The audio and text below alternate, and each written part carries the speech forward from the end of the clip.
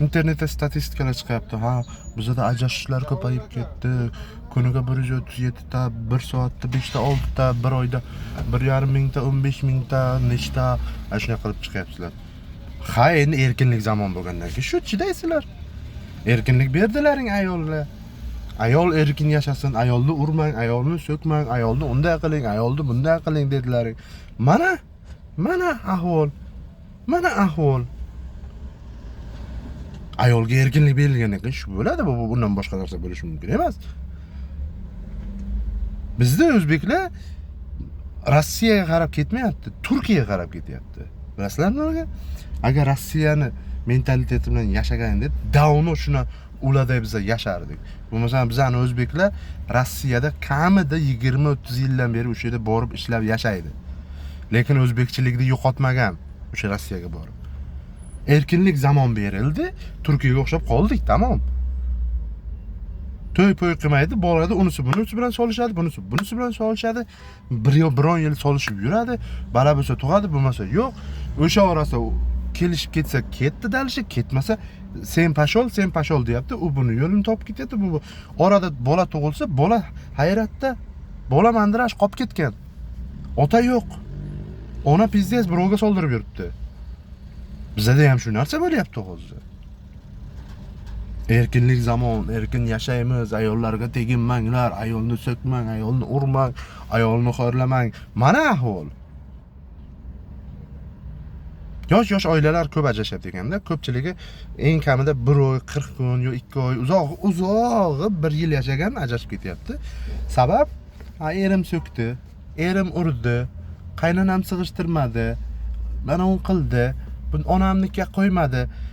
Enasini emsin, u xotin bir-birini tushunishiga 1 yil ham kam. O'lganda 5 yil vaqt kerak, 5 yil. 1 oydan 1 yilgacha nimani tushunasan bir-biringni? Bir-birini tushunish qanaqa bo'ladi u? Ko'pchiligi 1 oy 40 kunda ajrashib ketyapti. 40 kunda qaysi odam bir-birini tushungan? U 4 yil, 5 yil ichida yo'qchilik bo'ladi, kasal bo'ladi, boshqa bo'ladi. Orada janjallar bo'ladi, yetishmovchilik bo'ladi. O'sha davrdan o'tish kerakmi? O'sha davrdan o'tsalaring sizlar birini yashab ketasizlarmi? 1 oy, 2 oy, yo 1 yil u bir xotin bir-birini tushunishi mumkin degan narsa emas. To'g'ri, balkim sizlar sevishgansizlar, bir-birovlaringizni sevgansizlar, o'lgansizlar, shunga ham tegaman, o'lmasam ham, o'lmasam shunga olaman deb baribir o'zlaringni nimadirlarga so'rasizlar. Sevgi bu yuz tashqari bor-ku, mana u tashqi ko'rinishdan bir-birini ma'qullash. Tashqi ko'rinish, ichki ko'rinish emas. Ichki ko'rinish to birga yashamaguncha bilinmaydi. To u bilasizlarmi, u oldinga yetib borasizlar bu narsaga. Yetib borgandan keyin ochiladi. Xotin bir joyda yashaganda keyin yetishmovchilik bo'ladi. Bunaqa ro'zg'orda kamchiliklar bo'ladi. O'shanaqa momentlardan keyin bo'lishi mumkin. U prosta takka shuni to'y bo'ldi, biznes bo'ldi emas, insonlar bitta narsani to'g'ri tushuninglar. Ajrashish bu yechim emas bu. Ajrashish bu xato bu. Ajrashish sizga yechim bermaydi. Ko'pchilik ajrashgan qizlarning ko'pchiligi 20 yosh, 18 yosh ham bor.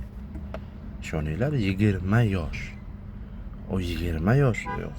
O'sha 20 yosh kelinchakchalarning ota-onalari sal aql farosatlarini ishladinglar. O 20 yosh qizcha, 20 yosh yigit, sizlar ularga aql berishingiz kerak-ku. Sizlar ularga tushuntirishlaring kerak, sizlar u narsani tiklashlaring kerak. U yosh, ular hali yosh bir-biriga to'g'ri kelmaydi, hali ong baribir yoshlik qiladi. Bu narsani sizlar tushuntirishlaring kerak, uni yarashtirishga harakat qilish kerak, yashash kerak. Bitta bola ko'rsin, ikkita bola ko'rsin, keyin yana 3ta bola ko'rsin, vaqt o'tadi u orada. U 2-3ta bolagacha kamida 4 yil, 5 yil vaqt o'tadi, u orada ular bir-biriga ko'nikadi. Hurmatli ota-onalar, yigit kishi mayli, ishoninglar, siz qaysidir o'sha qizga uylanib ajrashda orqasidan yana qizga uylanish iloji bor. Chunki u yosh deydida beradi. Lekin qiz. Uni kim oladi? Kim? 40 yosh erkakmi, erdan chiqqan, eri o'lgan, Nashavan Gazamda kim oladi uni? Ishoning, u 20 yosh, u baribir organizm talab qiladi. Organizm talab qilgandan keyin birovga u turmushga chiqmasa, borib birov bilan yotadi. Ishoninglar, bo'ladigan narsa bu. Organizm yoshlarda yaxshi ishlaydi. U 20 yoshdan hech bo'lmasa 30 yoshgacha agar erga tegib ketmasa, o'sha oraliqda bo'ldi, unisini solishib yuraveradi. Nimaga? Organizm talab qilyapti. U organizmdagi возбуждение hayvonlarda ham bor-da. Xudo hayvonlarga ham bergan. Hayvonlarni ko'raylik, sal возбуждение qilib bir-birining ustiga sakrab chiqib ketib qoladi. Biz odammiz. O 20 yoshda orqasidan yurmaysiz ko'tidan bo'ylab. Birovga soldirib qo'ymasin deb. To'g'rimi? O'sha narsada, o'sha darajaga bormaslik uchun sizlar kattalar qarashlaring kerak. E'tibor berishlaring kerak. Bu narsani qo'ymasliklaring kerak bu darajaga borish. Ajrashish, yaxshi yashash. Men libboyga ayta olaman, libboyga ajrashgan yigit ham, ajrashgan qiz ham. Ikkinchi hayot hech qachon birinchisidek bo'lmaydi. Hech bo'lmaganda birinchi hayotingizni yuzingizga solish bilan o'tadi. Qizlar bo'lsa, sen bitta erda eplolmagansan, mana menga kelib tegding, unday edi, bunday edi deydi. Yigitlar bo'lsa, bitta xotinni uddalolmagansan, endi meni olgansan, unday bunday. Ana shu narsa baribir yuzlaringga solinadi. Libboy время tillaring qisiq yurasizlar. Libboy время. O'lsin o'sha sevib bo'lsin ikkinchisi ham. Baribir tillaring qisa. O'sha narsa uchun ajrashishni o'ylab ko'rmanglar. Yashashga harakat qilish kerak. Ras ajrashadigan darajamisiz, o'zi to'ydan oldin gaplashasizlar-ku. Ajrashadigan sastiyani bo'lsa, uch tegmanglar-da. O'zlaring yaxshi yashay oladigan, yashashga ko'zingiz yetadigan insonga turmushga chiqinglar, yoki ko'zingiz yetadigan qizga uylaninglar. Foydasi yo'q bu narsadan. Orada bilasizlar nima bo'lyapti? Nizashto bolalar yetim qolib ketadi. O'g'illar tarbiyasiz qolib ketadi, qizlar ham shu ahvol. To'g'rimi?